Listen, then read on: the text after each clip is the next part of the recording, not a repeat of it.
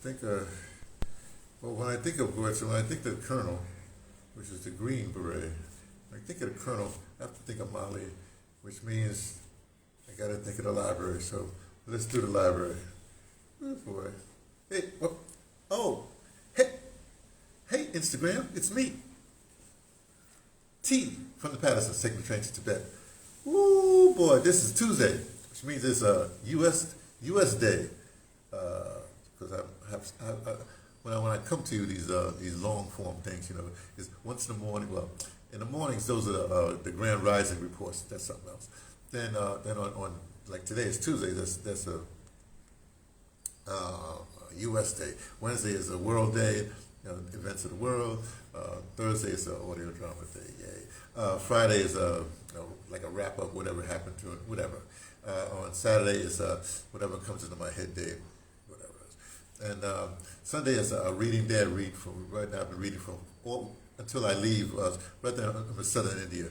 Until I leave India, every Sunday I'll be reading from Tagore, Indian poet. And on that's Sunday. On Mondays is Me Day, talking about me. Anyway, but let's gotta get down to it, right? Where should I start? Oh, here's where I should start. Here we go. As you may or may not know, in the I forget when it was. Well, I don't forget when it was. Around about like about the 70s, really.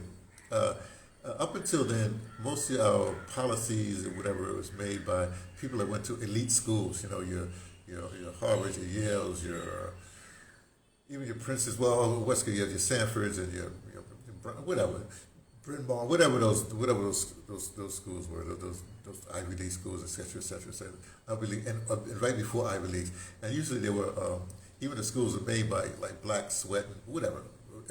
Black, let's call it black equity, because of the profits they made from slavery, all that stuff. Okay, and but these elite schools had elite people, the same families, people from what we call creche or kindergarten, from birth or whatever it is. The same families talking to each other like that. That's how they do. Right? Then at some particular point, I guess really in the '60s when it started, when people like me.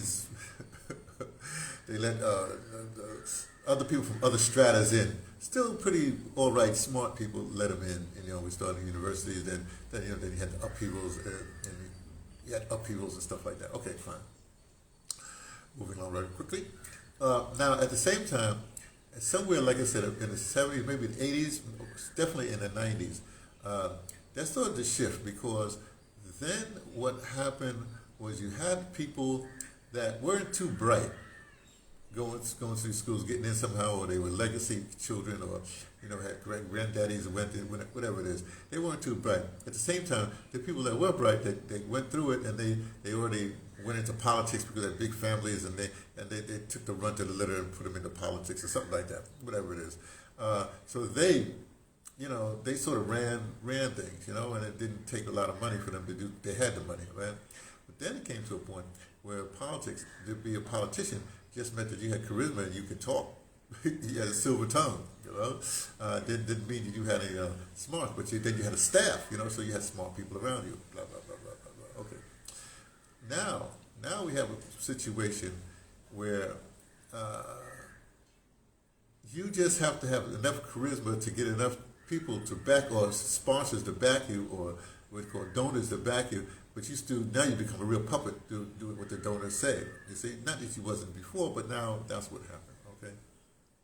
So consequently, you got people that's making policy, whatever have you, that they're beholden to other things, and there's time is spent not reading stuff, or analyzing stuff or whatever. They're not doing that anymore. They got other things to do because they got to stay in elected office, because they got to get the spigots running. Okay, great. Now let's leave that alone for a second, right? How do people talk to each other? They're like little clubbies, you know what I mean? Like fraternity. Well, like in England, they have those exclusive schools, the Eton schools, or stuff like that. They all have the same proclivities and the same. Let's just say the same proclivities, right? Ooh, big word. I like that word. They come from the same kind of cloth, And then you have those people like you got the Wild Bill, whoever is that started the CIA and all the rest of that stuff. Those kind of people, and they sort of then you have the Skull and Bones Society, things like that. But they all know each other, and then they run into spy kind of things. Then they get in bed with the mafia. So now we get the situation where it doesn't matter what class you're from, whatever have you, as long as you can get the job done for somebody, right? Then you have people, but because if you was in the CIA or whatever spy agency long enough, you didn't have a resume, you can't say, hey, I was doing this, right, like that. So then you start your own kind of thing on the side. It gets really tangled up, especially in the 80s, 70s, 80s, it gets really, in the 90s, by the time the 90s is done, it's done. And then you have, I'll give you an example like, what's the boy, the black Supreme Court Justice, Thomas, right? You got cats like him who was recruited by the, what's that society, the law people, recruited early, and they do their bidding, the Federalist Society, that kind of thing. They grab them right when they was in law school, right? And they beholden to them. They do what they say, And the reason why I don't really like Clarence Thomas has nothing to do has something to do with that, because I remember when he would say something like, I pulled myself up by my bootstrap. Oh, such a lie. We're about the same age. You did not. The reason why you wasn't, forget the Federalist Society. The reason why I got the Federalist Society, because they had to have a black face. Why did they have to have a black face? Because we had upheavals in the cities. We had upheavals. Black people, black men, black people, black children were just tearing the place down. And to placate, they started letting us into other places. That's what got me out of that's what got me to a certain status, because when I went to the Air Force, I was supposed to be an aeromedical specialist, a flying nurse. But then they said, whoa, upheavals, right? So they took a bunch of us and made us lab technicians, which is like the second highest job in the medical field. The first one being the guys that fix the medical machines. That's like an 18-month school. Like the lab technician is like a nine-month school. It depends how long your schools are, you know what I mean? So therefore, all I'm trying to say is if somebody came through the 60s, whatever have you, you could claim you was pulled up by your bootstrap, but your bootstraps, your boots were put on, the boots were provided for you, whatever have you, because of the upheavals, because of the citizenry, because the American Africans, the Negroes were restless. And they started ripping things apart. So they had to let us in. Okay, I went off. I'm sorry. Let me stick to the point. Now, let me get to the Donald real quick. Well, not real quick, get to the Donald. Now, when you go to certain elite schools, your Wharton schools, your Sloan schools, well, not me, but, it's financial schools like that, your MITs, whatever have you. And then there's certain stratus in MIT too, because like my second wife, says, well, Dennis, he went to MIT. The reason why he went to MIT, because we were married, they tried to put him like in a sport, something like that. I went to school, this was like junior high school, went to school, say, hey, no, you're not going to do this, da-da-da-da-da. And they quickly, because there was a male involved, they said, woo. So they didn't do the sports thing with him. And he went to MIT. The point is, we all have brains, right? But we don't have the opportunity, we don't have the clubs, right? Now, somebody like Donald Trump is not part of no fraternity, something like that. If you call a mafia fraternity, he's raised by the mafia. Come on, let's get it. Raised by New York, what do you call it? Real estate. Let's put it that way. New York real estate, whatever that means to you, people have done so. That's what he was raised by. That's his core, right? Like that.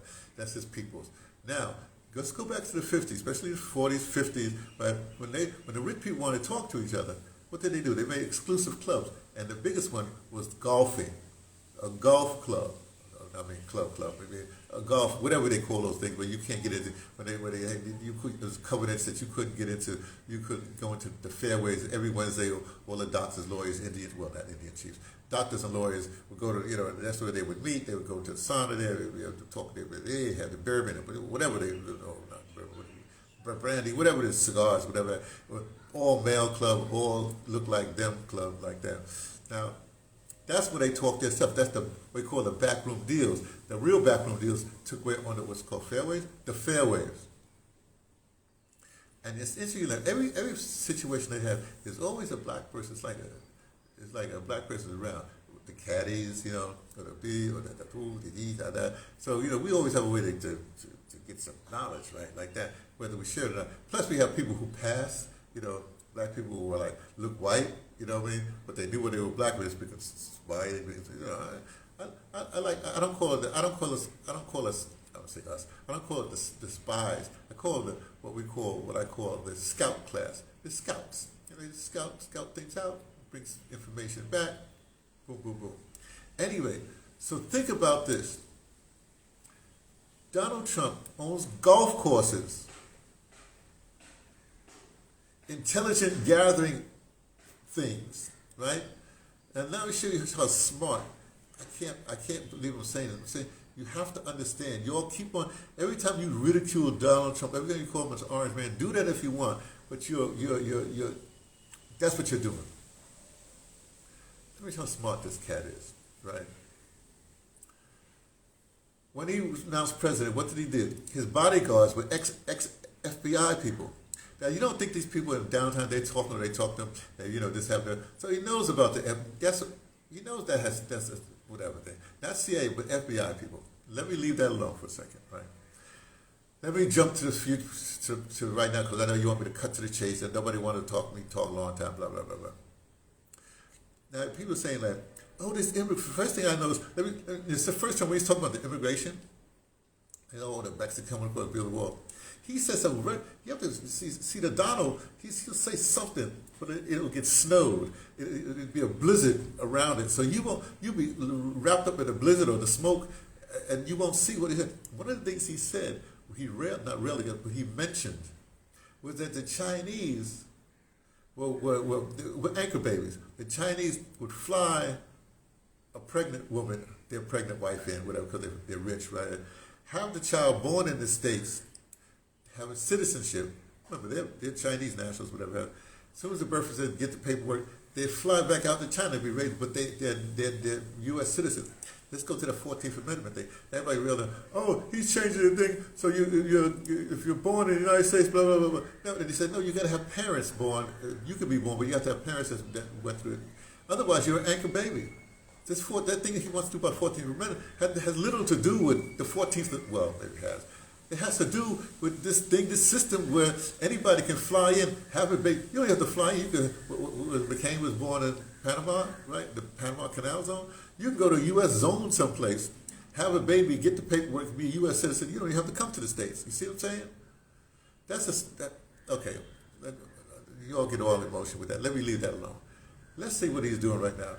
One of the things Biden did, this was, when this whole immigration started flooding in, because it's under Biden.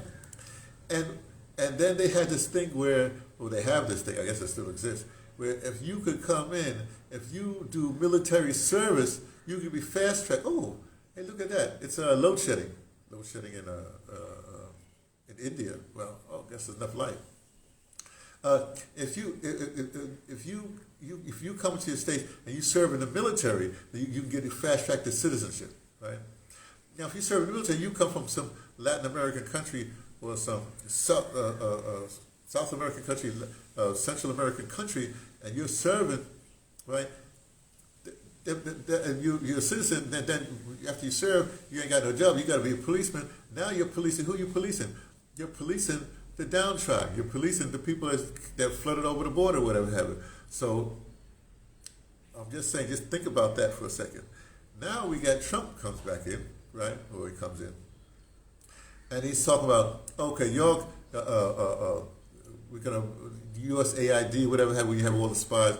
What's happening is the United States system of the spies. They have all these the DEA, the FIT, all these alphabet things. There must be about 30, I don't know, whatever things, and they all have to justify their existence. So they do stuff to make sure that they get budget money, that they certify their existence, right? Now what happens? You have all these agencies, and now Trump is unyielding. You don't know who's doing what. Everybody's trying to do all this. What? So he's saying, okay, let me cut these agencies, right? So I just want the creme de la creme. Because people are coming to the United States, and they're working wherever they were in. Well, Well, I want the creme de la creme. I don't need all these. I don't need all these spies. You know, I only need certain spies. Let's put it that way, right? So what happens is, and the reason why I don't need all these spies is because, like, oh, you know what? Let Europe take care of itself. I don't need this over here. Africa, I do need some spies in Africa. Agencies, you know, this is just too much. I need to concentrate because what I want to do. What this says, China is my biggest enemy. So we're going to stay in the China seas or wherever they are there. Well, that's I guess Barack started with that. But, you know, the Democrats. Anyway, the point is, right? So they know that they can no longer control the entire world with these kind of nefarious and underhanded and killing people and stuff like that. They got the agents to do whatever have you. And so let me just concentrate on, what's it called, the Monroe Document, my backyard, you know. Because I had a very curious thing. NATO, is it UN? Yeah, NATO. NATO was all of a sudden in Africa. So what's NATO? Isn't that the North Atlantic or the North something? What are they in Africa? And then I realized, then they were in Nicaragua. I said, what's NATO doing in Nicaragua, in South America? What the heck's going on? Because they're all, you know, all together. Then I said something to myself. I said, wait a second. Remember, when they built the Panama Canal, that wasn't the first choice. Panama was the first choice was right there by Nicaragua. That was the first choice to go to the other side of the sea, from the Gulf to the, you know, from the Gulf of Mexico. Oh boy, the Gulf of America, the Gulf of Mexico. Anyway, the point is, they wanted to build a canal where Nicaragua was, right? But that didn't work out, so they built Panama. But they still eyeing through Nicaragua. So I'm going, what's NATO doing in Nicaragua? I'm like, whoa, you know? So they still want to build that canal through there. There is a railway that goes through, that goes to us. The point is, that this whole region, whatever it is, that the whole thing about, okay, so you understand that, and all the way down to Argentina, what does Argentina have? They have all the ex-Nazis there. Oh, gosh, the Nazis are all over the place. You got the Nazis were in South Africa, and now they're you know, let me leave the Nazis alone. The point is, this white supremacists, whatever, they're demon seeds. The demon seeds are still all around. Forget, let me go to Gaza for just a second. You know, they want beachfront property in Gaza. My solution to that whole thing is that, no, Hitler, the Nazis started that. First they wanted to be in this place and that place. And Paul Kagame's got something happening over there with the whatever. They're not Nazis, but you know, the white supremacists, whatever it is. Since Hitler started, and he's half German and half Austrian, send the Israelis to Austria. You want to don't send the Palestinians, whatever, out of Palestine. Send the Israelis to Austria. Build your beachfront thing. Okay, it's not beachfront. In Austria, do all that stuff in Austria. Leave the Mediterranean, leave the what I call the autochthonous people to that region. Leave the autochthonous people there. Y'all don't belong there anywhere. You already got Argentina. You need to kick them out of Argentina. You got, well, South Africa is a different thing because, oh, believe me, the people, the white supremacists, the white people, the Boers, whatever, that stayed in South Africa, they still got they still own the land, but that's going to change. But they don't, they're living the life. It's not going to be a long time in their lifetime. They don't care. They really don't care. They live a good time in South Africa. It's fine with them. They don't care. Zimbabwe is doing what they're doing. Zambia, that's another case. I'm not going to jump all over the place. My point is, what Trump is doing, he's consolidating.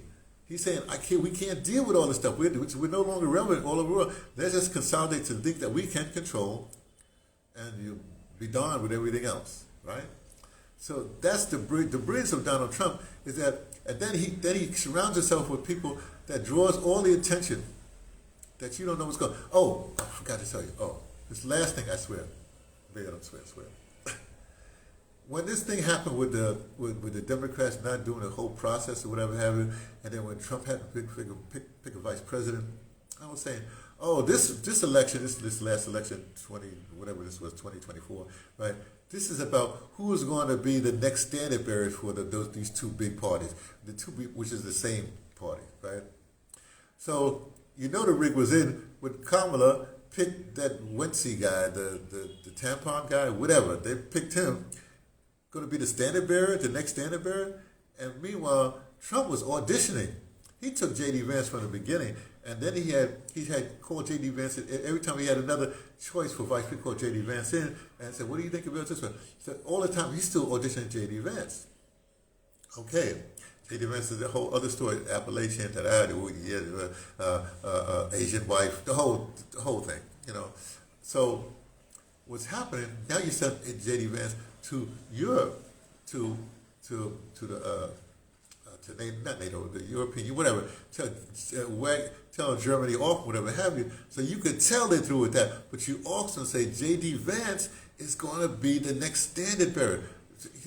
They're grooming, whoever are grooming him, and the Democrat, whoever else is left, they still ain't got no standard bearer. So J.D. is going to have 2 years of campaigning and being presidential, and making contacts on the international whatever scale, and we only talk about what Marco Rubio is doing. We don't know what's going on with that. But the point is, while you worried about and keep on reacting to the Donald, and he keeps on throwing stuff for you to react. He keeps on throwing raw meat at you vegetarians.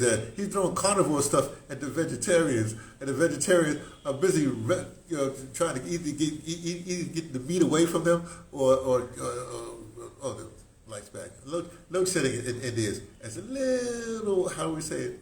It's a little less severe than South Africa. South Africa, that's a whole other thing. Oh man, you want to stop load shedding? How about get rid of the corruption? I don't want to get it. I'm not in South Africa now. Okay, that's where I live actually.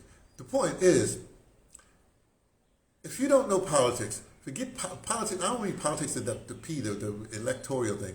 I'm talking about power. I'm talking about what's next. And you say, well, Anthony, brother, how do you know this stuff? Because I read. Oh, gosh. Because I'm old enough, I've been through this stuff, I've seen this stuff. These are cycles. These things go, nothing has changed. They run the same playbooks. They are lazy. And the only thing that can possibly change is, and plus, since y'all don't listen, and y'all busy listening to the academics who are trained by those institutions that train them, what's the matter with you? What's the matter with them? Sometimes I want to take some of these folks by the neck and just choke them. Let's have another conference. Oh boy, don't get me wrong. Conferences are good. That's where you make your contacts too, right? Sorry for boinking at a conference, because I'm going to get on this. Oh, that's just terrible. Let me not go off. Let me try to say that. My point really is, please. First of all, my clarion call right now. Everybody, get yourself someplace like this where you can just talk. We have to talk to a lot of people. I don't talk to a lot of people. There's 2 or 3 people that maybe listen to me. Oh, Chloe's got to listen to me, but it's like that. But this is not even for you. I'll tell you what this is really about, right? But it's an archival thing and stuff like that. But it really is, everybody has a little bit of knowledge. Remember, there's still the caddy in the golf course. They got the ding, ding, ding. There's the spooker sat by the door. They got the ding, ding, ding, ding, ding. And just, people who know people who know people. And you contact, start talking, right? Tell it all. Tell it all. That's what, what's that? Dick Craig used to say. Tell it all. All right. Talk to you later.